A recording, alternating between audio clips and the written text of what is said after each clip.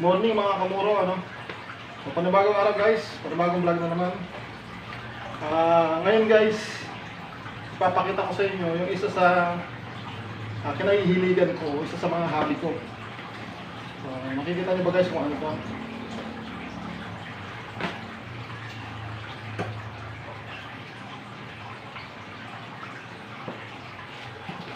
So guys, ito yung isa sa mga hobby ko. Coconut bonsai ito guys. Ayan mga kamuro, coconut bonsai yan. So guys, papakita ko sa inyo paano siya nakagawin. So pala guys, itong mga baon nito, nakadikit pa ito dito sa may mismong puno, nakadikit pa yan. So makinis na ito, naliha ko na. Temporary pot ito kasi. Hindi pa ito yung pot niya, so ililipat pa ito pag finish na siya. Tsaka babarnisan ito at saka i-handscape. Ila-landscape po itong paso na paglalagyan dito. So ngayon, lilinisan lang muna. So ito lang ang ginagamit ko guys. Pwede gumamit ng blade, cutter, pero mas maganda kasi mas malaki yung hawakan ng kutsilyo.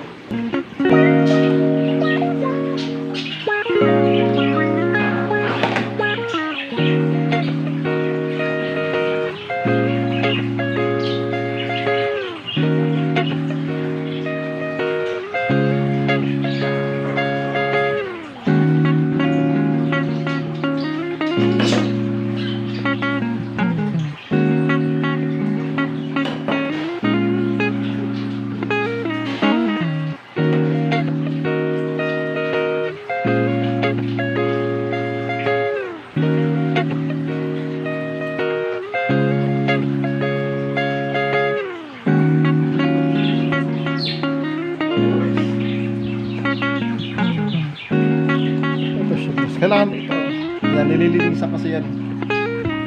Kada tinatanggal na dahon, magtatas ka ng mga half an inch.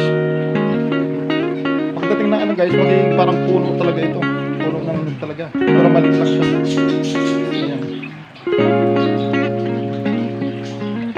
Nasa 3 months na ito. 3 months na itong mga ano pa, sa mga dalawang dahon pa, ililipat na ito sa ibang pot na malaki. Sa maliit ito tapos itataas ito dito. Abangan nyo lang yung mga updates nito guys, makikita nyo rin kung paano siya gawin. Tapos nasa sa inyo na kung gusto nyo barnisan, maganda ito barnis, pwede rin pintura. Ayan. So yung isa na naman.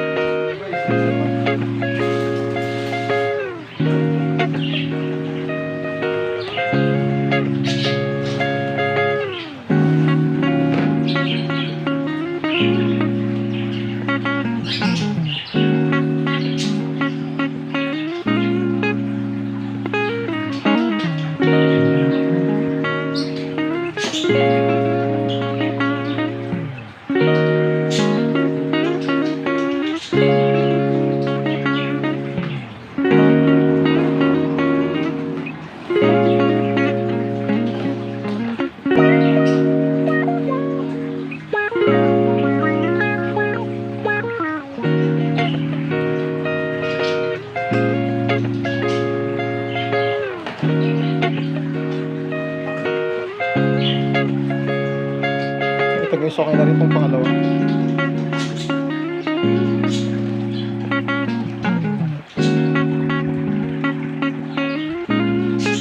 Ubod na ito guys, no? Ubod. Pero may palusot pa siyang isa. So kailangan talagang malinisan na. Actually hindi ko lang nalinisan ito eh. Kasi mula nung nag-vlog, hindi ko na naasikaso.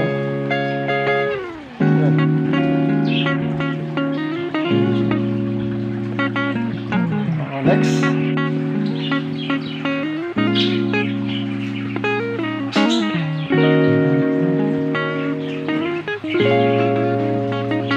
ipapaliwanag ko lang ito guys kung bakit mayroon siyang ganito na ano ng mineral. Extension pot ang tawag dito guys. Yan ang extension pot. Kapag kasi ano, yung baon niya nakabaon. Nakabaon yung baon niya. Hindi katulad nitong tatlo. Yung mga tatlo nakalabas yung baon. Ito kasi guys, ang bao niya nasa ilalim.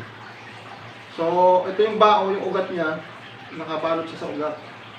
Itong mga to kasi hindi. Ito yung bao, yung ugat niya dito. So, ganun yung ugat. Ibang style ito, pero same yun kung anong style. Kasama nyo lang yung update nito guys. Pakita ko sa inyo pag-change na rin.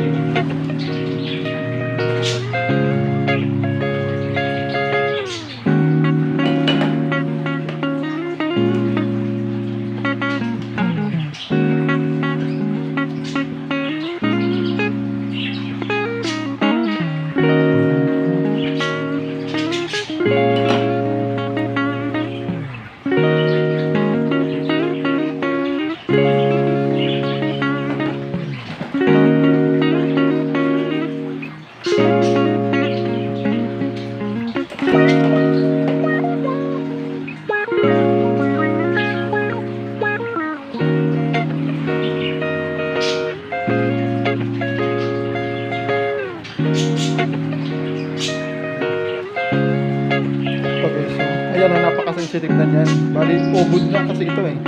Ayan o, napakalambot niya. Konting galaw lang yan talaga, bumabali na talaga yan. Pero tutubo pa rin siya guys, kahit na, halimbawa yan, nabali yan.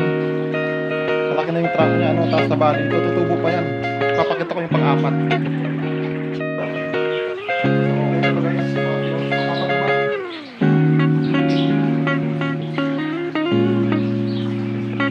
Maliit siya. Sabay-sabay yan eh, isang batch. Kaya maliit yan, kasi nabali siya. No? Mag 9 days na siya dito. Wala na nabali siya. Maganda na tubo.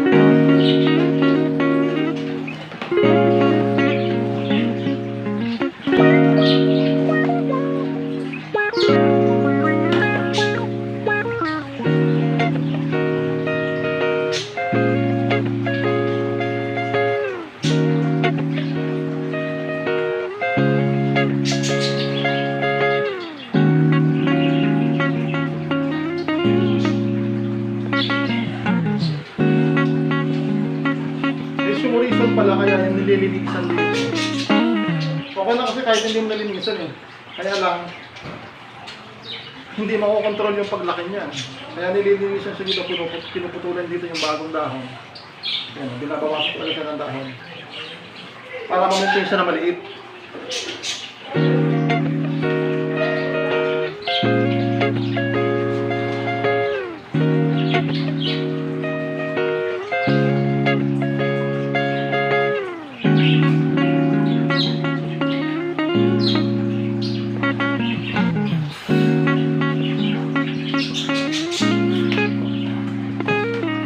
Guys, mga bagong batch. Ano ang tawag nito eh? Makapuno na maliit siya. Maliit yung baho niya para sa mga yun. Bago pa lang yan, mga 5 days. May kasabayan dito. May nakalupang.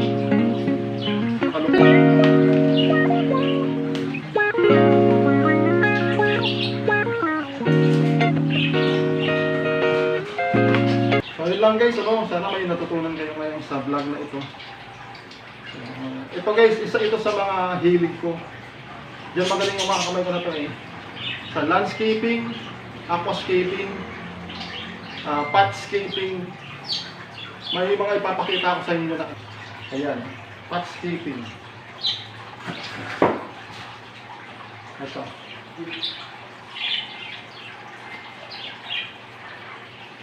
Mga nauna ko lang ginawa yun guys. Siguro mga last year. Papakita ko yung mga pictures guys ng mga nagawa ko dati ng mga potscaping. So ayun guys. Matapos na naman isang araw sa pag-vlog ano. So sana may natutunan kayo sa mga mga ginawa ko ngayon ano. Kita nyo, isa ito sa ano guys, stress reliever kung mga kalaman. Pero talaga kasi ito yung pinakahilig ko talaga. Gusto ko yung Natutunan yung kamay ko sa lupa. So, basta gardening, landscaping, aquascaping, potscaping, cement pot making, fountain making, grotto making guys. Yan. Magagaling talaga yung kamay yan. So, yun lang guys. Ang sa susunod na lang yung shoutout para marami. Ipunin ko muna ano. So, yun lang guys. Hanggang sa muli. Papaalam muna ako. Abangan nyo mga susunod na video guys. Please subscribe to my channel. Ingat po tayo palagi. Maraming salamat.